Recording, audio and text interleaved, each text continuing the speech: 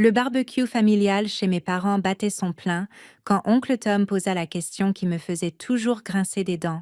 Alors Maya, qu'est-ce que tu fais ces jours-ci? Toujours dans ce truc d'ordinateur. Avant que je puisse répondre, papa intervint avec son explication habituelle. Maya travaille pour une start-up tech. Tu sais comment c'est avec ces jeunes et leurs applications? En fait, je dirige ma propre entreprise de logiciels, corrigeai-je. Mais papa était déjà passé à autre chose. Elle a toujours été la fauchée de la famille, continua-t-il, s'adressant au cercle de parents rassemblés autour du grill. Elle vit dans ce minuscule appartement, conduit cette vieille Honda, pas comme son frère Alex avec son cabinet d'avocat ou sa sœur Jennifer avec son cabinet médical. Alex, impeccablement vêtu de son polo et de son pantalon kaki, hocha la tête d'un air entendu. Maya a toujours été plus artistique. Les types créatifs ne se concentrent pas vraiment sur l'argent. Ce n'est pas une mauvaise chose, ajouta Jennifer avec ce ton condescendant qu'elle avait perfectionné à l'école de médecine. Il faut bien que quelqu'un fasse le travail créatif, même si ça ne paie pas bien. Je restais là, tenant ma bière, vêtue d'un jean et d'un t-shirt au milieu de leur tenue business casual, à écouter ma famille discuter de ma situation financière comme si je n'étais pas là. Qu'est-ce que fait exactement ton entreprise? Demanda tante Linda avec un intérêt poli. Nous développons des logiciels de planification des ressources d'entreprise pour les sociétés de fabrication et de distribution, expliquai-je. Les regards vitreux me dirent qu'ils n'avaient aucune idée de ce que cela signifiait. Ça a l'air compliqué, dit maman. C'est du travail stable, tu sais, avec des avantages et tout. C'est mon entreprise? Maman, c'est moi qui fournis les avantages. Oh, c'est gentil. Ma chérie, peut-être qu'un jour, tu pourras te permettre un vrai bureau au lieu de travailler de la maison. J'avais en réalité un siège social de 1394 mètres carrés dans le quartier tech. Mais expliquer cela aurait nécessité d'expliquer le reste de mon entreprise, ce à quoi ma famille n'avait montré aucun intérêt. Papa retournait les burgers et poursuivait son récit. Maya a toujours marché au rythme de son propre tambour. Pendant qu'Alex et Jennifer se concentraient sur des carrières traditionnelles, elle était partie jouer avec des ordinateurs. Jouer avec des ordinateurs m'avait permis de bâtir une entreprise de 50 millions de dollars, mais j'avais appris à ne pas corriger les histoires de papa. Ma famille avait décidé que j'étais l'excentrique sous-performante, et toute preuve du contraire ne faisait que les confondre. Peut-être qu'elle rencontrera un gentilhomme qui pourra subvenir à ses besoins, suggéra mamie d'un ton serviable. Un avocat ou un médecin comme ceux que ses frères et sœurs ont trouvés. Sarah, la femme d'Alex, hocha la tête avec approbation. La sécurité financière est si importante dans un mariage. Maya, tu devrais vraiment envisager de sortir avec quelqu'un d'établi. La conversation passa aux dernières affaires d'Alex et à la promotion de Jennifer au poste de chef de département. Leurs accomplissements étaient discutés en détail, avec des commentaires parentaux fiers et des chiffres de salaire mentionnés nonchalamment. Quand le sujet revint sur moi, ce fut pour discuter de mon potentiel et de ce que je pourrais faire pour remettre ma vie sur les rails. Il y a d'excellents programmes de MBA, suggéra papa. Ça pourrait t'aider à passer à un business plus traditionnel, où tu pourrais utiliser tes compétences en informatique dans un environnement d'entreprise, ajouta maman. Je suis sûre que quelqu'un t'embaucherait. Après le dîner, alors que j'aidais à ranger, j'entendis papa parler à son associé, Robert, qui était passé pour le dessert. Maya galère un peu, disait papa. Elle vit au jour le jour. Tu sais comment c'est avec ces gens de start-up. Pas de stabilité, c'est dommage, répondit Robert. Peut-être qu'on pourrait lui envoyer du travail de consulting? Notre entreprise cherche à mettre à jour nos systèmes informatiques. Je lui demanderai, mais honnêtement, je ne pense pas qu'elle ait de l'expérience avec du vrai logiciel d'entreprise. Son truc est plus au niveau hobbyiste.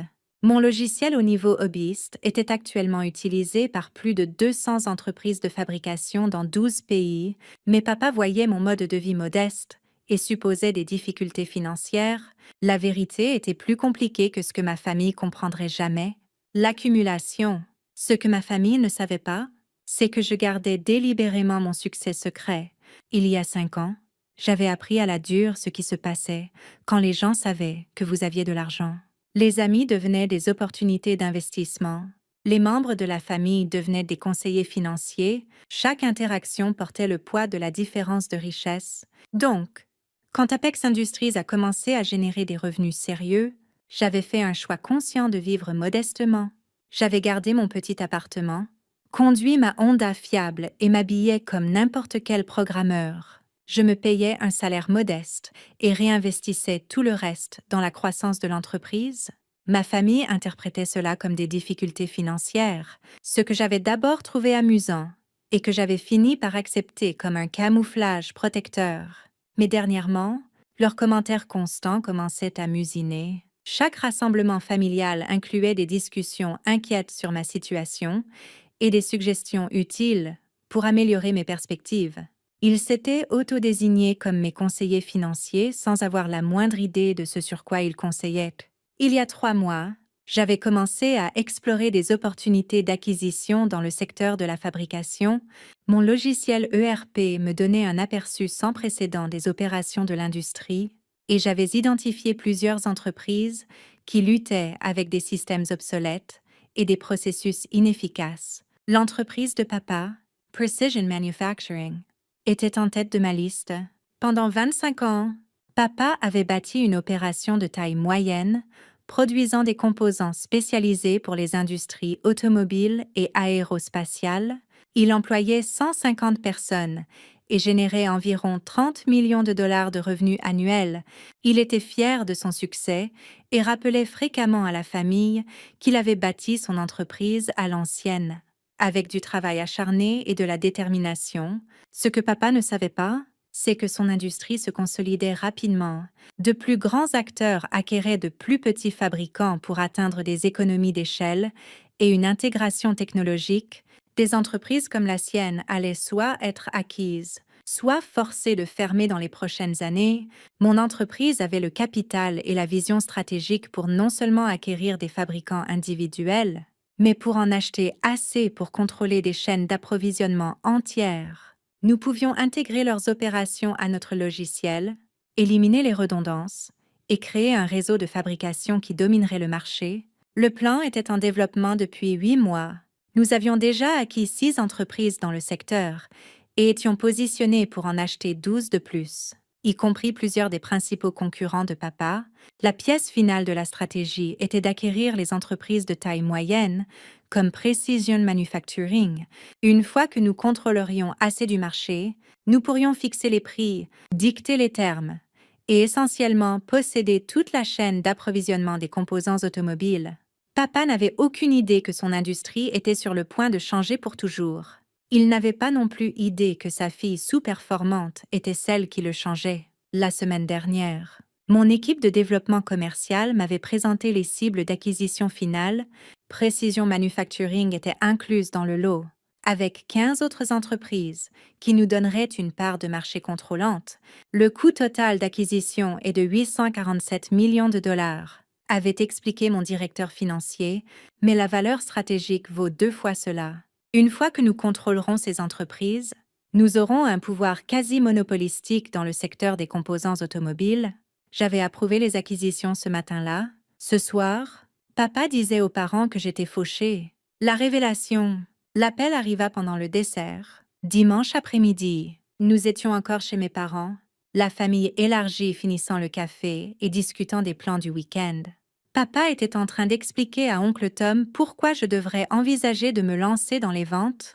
Quand son téléphone sonna, « Excusez-moi », dit-il en s'éloignant de la table. « C'est Robert ». La conversation commença calmement, mais la voix de papa devint plus forte alors qu'il se dirigeait vers la cuisine. « Qu'est-ce que tu veux dire par acquis ?»« Acquis par qui ?» Toute la famille se tut pour écouter. « Apex Industries. Je n'en ai jamais entendu parler. Comment peuvent-ils acquérir tout notre secteur ?» Alex et Jennifer échangèrent des regards inquiets. Je continuais à manger ma tarte. 15 entreprises. En une journée, c'est impossible. La voix de papa montait. Un mélange de confusion et de panique. Qu'est-ce que tu veux dire que nous faisons partie de l'affaire? Nous ne sommes pas à vendre. Le dîner familial s'était complètement arrêté. Tout le monde écoutait la conversation téléphonique de plus en plus frénétique de papa. Ils ne peuvent pas juste acheter nos fournisseurs et nos clients. C'est... Robert expliquait apparemment les détails de la stratégie d'acquisition. Je pouvais entendre les réponses de papa devenir plus désespérées. Donc s'il contrôle notre chaîne d'approvisionnement, il nous contrôle, Jiben Chang. Comment est-ce légal? Maman avait l'air terrifiée. Qu'est-ce qui se passe? L'entreprise est en difficulté. Papa leva un doigt, toujours au téléphone. Robert. Ralentisse. Tu dis que cette Apex Industries possède nos fournisseurs et nos plus gros clients? À partir d'aujourd'hui, effectivement. Oui, vint la voix de Robert à travers le haut-parleur, assez fort pour que tout le monde l'entende. Ils ont acheté toute la chaîne d'intégration verticale. Nous sommes encerclés. Mais qui sont-ils? D'où viennent-ils? Comment n'avons-nous pas vu ça venir? Personne ne l'a vu venir. Jim, c'est la plus grande acquisition de l'histoire de la fabrication. Ça s'est passé du jour au lendemain. Papa s'effondra sur une chaise de cuisine, tenant toujours le téléphone. Donc qu'est-ce que ça signifie pour nous? Ça signifie que nous allons recevoir une offre d'acquisition que nous ne pourrons pas refuser. Si nous ne vendons pas, ils couperont nos fournisseurs et nos clients. Nous serons en faillite dans 6 mois. La cuisine était silencieuse, sauf pour la voix de Robert, expliquant les implications stratégiques de l'intégration verticale et du contrôle du marché. Jim, tu dois comprendre que quiconque a planifié ça est brillant. Ils n'ont pas acheté des entreprises au hasard. Ils ont acheté exactement la bonne combinaison pour contrôler toute l'industrie. Papa avait l'air sous le choc. Combien penses-tu qu'ils offriront? Difficile à dire. Peut-être 50, 60 millions pour ton opération. Mais Jim, tu n'auras pas le choix. C'est vendre ou mourir. C'est alors que papa remarqua toute la famille rassemblée dans l'encadrement de la porte de la cuisine, écoutant chaque mot. Robert, je te rappelle. Il raccrocha et regarda autour de lui nos visages inquiets. L'entreprise? Il y a eu une sorte de prise de contrôle d'entreprise. Une société appelée Apex Industries a acheté la plupart de notre industrie aujourd'hui. Qu'est-ce que ça signifie? Demanda maman. Ça signifie. Papa peinait à expliquer. Ça signifie que nous devrons peut-être vendre l'entreprise. Alex s'avança en mode avocat. Papa, tu devrais consulter un conseiller juridique avant de prendre une décision. Ça a l'air d'être anticoncurrentiel. C'est parfaitement légal, dis-je calmement. Tout le monde se tourna pour me regarder. Les acquisitions d'intégration verticale sont une stratégie d'entreprise standard, continuai-je. S'ils ont acheté fournisseurs et clients simultanément, ils ont créé un environnement de marché contrôlé. Ton entreprise devient non viable en tant qu'entité indépendante. Papa me fixa. Comment sais-tu tout ça? Parce que, dis-je en posant ma tasse de café, je suis la PDG d'Apex Industries. Le silence qui suivit fut absolu. La bouche de papa s'ouvrit et se ferma sans un son. Alex avait l'air d'avoir reçu une brique en pleine figure. Jennifer s'agrippa au comptoir pour se soutenir. C'est impossible, murmura maman. Je sortis mon téléphone et ouvris l'application de nouvelles. Le titre disait Apex Industries finalise un spray d'acquisition en fabrication de 847 millions de dollars. Voilà ma photo, dis-je en leur montrant l'image de moi à la conférence de presse de ce matin, annonçant les acquisitions. Papa prit le téléphone d'une main tremblante et lut l'article. Maya Chin, PDG d'Apex Industries, a annoncé l'achèvement de 16 acquisitions stratégiques qui donneront à la société une part de marché contrôlante dans la fabrication de composants automobiles. Il leva les yeux vers moi. Tu es Maya Chin? PDG, je suis ta fille. Maya, à qui tu viens de dire à toute la famille que je suis fauchée. Mais ton appartement, ta voiture, Tess, sont exactement ce que je choisis de conduire et où je choisis de vivre. Je préfère réinvestir dans la croissance de l'entreprise plutôt que dans le luxe personnel. Alex retrouva sa voix en premier. Combien vaut ton entreprise? Les acquisitions d'aujourd'hui étaient évaluées à 847 millions de dollars. Ce n'est que le budget d'expansion de ce trimestre. Jennifer s'assit lourdement. Le budget de ce trimestre? Apex Industries est évalué à environ 2 ou 3 milliards de dollars, dis-je calmement. J'en possède l'intérêt contrôlant. Papa fixait toujours le téléphone. Tu as acheté mon industrie. J'ai acheté les entreprises qui avaient un sens stratégique pour l'intégration verticale. Ton entreprise se trouvait être dans le secteur cible, donc tu savais que ça allait arriver. Quand je parlais de l'entreprise, demandais des conseils sur l'expansion, m'inquiétais de la concurrence. Tu savais que tu allais racheter tout notre marché? Oui. Et tu n'as rien dit? Tu n'as jamais demandé ce que faisait mon entreprise? Quand j'ai essayé d'expliquer les logiciels de planification des ressources d'entreprise, tu as décroché? Quand j'ai mentionné travailler avec des entreprises de fabrication, tu as supposé que je parlais de consulting à petite échelle?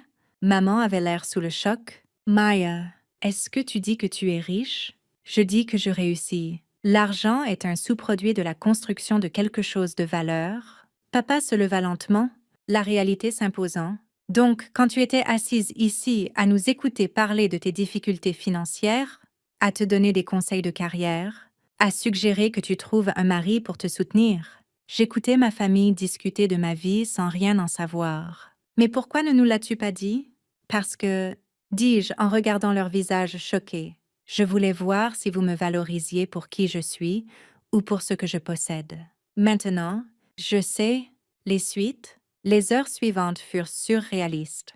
Papa rappela Robert pour l'informer que sa fille était la PDG de la société qui acquérait leur industrie. Robert pensa d'abord que c'était une blague, puis demanda si papa pouvait arranger une réunion pour discuter de termes d'acquisition préférentielle. Alex passa immédiatement en mode business, offrant de gérer les aspects légaux de la vente et suggérant que nous pourrions la garder dans la famille avec des prix favorables. Jennifer commença à demander des opportunités d'investissement dans mon entreprise. Maman continua à arpenter la maison en marmonnant. Ma fille est milliardaire. Sous son souffle, la dynamique familiale changea instantanément et complètement. Soudain, mes opinions sur tout devinrent précieuses. Mon mode de vie modeste fut recadré comme une gestion de richesse brillante. Ma décision de rester célibataire devint une concentration intelligente sur la croissance de l'entreprise. J'ai toujours su que tu étais spécial, dit maman, ce qui était particulièrement ironique, vu qu'elle avait passé le dîner à suggérer que j'avais besoin d'un homme pour me soutenir. Tu aurais pu nous le dire, dit papa, mais son ton était différent maintenant, respectueux, presque déférent. Est-ce que ça aurait changé la façon dont vous me traitiez? Bien sûr que non. Tu es notre fille. Mais vous venez de passer 3 heures à expliquer aux parents pourquoi je suis l'échec de la famille. Vous m'avez offert du travail de consulting parce que vous pensiez que j'avais besoin d'argent. Vous m'avez suggéré de faire un MBA pour passer à un vrai business. La pièce se tut. Tu as raison, admet papa. Nous avons fait des suppositions. 2 semaines plus tard, Precision Manufacturing reçut une offre d'acquisition de 75 millions de dollars, significativement au-dessus de la valeur marchande. Papa accepta immédiatement, sachant qu'il n'avait pas d'autre choix. À la signature, il me prit à part. À propos du montant de l'offre, c'est plus que ce que vaut l'entreprise. C'est exactement ce que vaut l'entreprise pour mon plan stratégique. Mais tu aurais pu offrir moins? Nous savons tous les deux que j'étais obligée de vendre. J'aurais pu... Mais tu es mon père. Et malgré tout, je veux que tu sois fier de ce que tu as bâti. Les yeux de papa se remplirent de larmes. Je suis fière de toi. Je suis désolée qu'il ait fallu si longtemps pour comprendre ce que tu avais accompli. Les relations familiales se reconstruisirent lentement, mais sur des bases différentes. Il me traitait avec respect maintenant, mais je savais que c'était en grande partie à cause de ma valeur nette, plutôt que d'un changement fondamental de valeur. Je gardais mon modeste appartement et ma vieille Honda, en partie parce que je les préférais sincèrement, et en partie parce qu'ils servaient de rappel constant de qui ma famille pensait que j'étais, quand ils croyaient que je n'avais rien.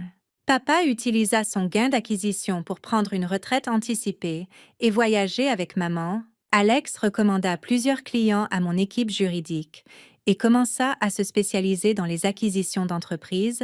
Jennifer investit dans des startups biotech et demanda des conseils business. La femme qu'ils avaient appelée la Fauchée employait maintenant plus de 3000 personnes dans 4 pays et contrôlait une portion significative de la chaîne d'approvisionnement automobile mondiale, mais plus important encore, j'avais appris que le succès ne consistait pas seulement à bâtir de la richesse, c'était à propos de comprendre qui connaissait vraiment votre valeur, indépendamment de ce que vous possédiez. Et parfois, la leçon la plus précieuse était de découvrir que la famille qui pensait que vous aviez besoin de leurs conseils financiers dépendait en réalité de votre succès pour son avenir. It has webcam quality. It gives webcam vibes. Match I like the found. webcam vibes though. Come here, big back. They said, "What's up, Us? How are you?" Ah, good. Smoky outside today. It is. Mm-mm-mm-mm. Let's make some noise. You're like, oh, mix.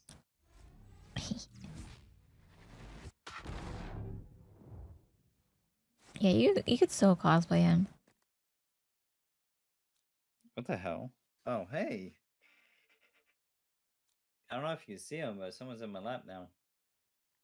Is it a Momo It is. or a Mumu?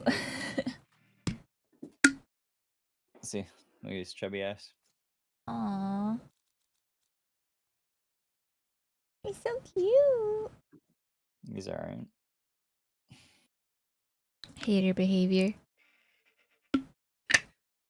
No, because when he gets up here, he'll he puts hair everywhere.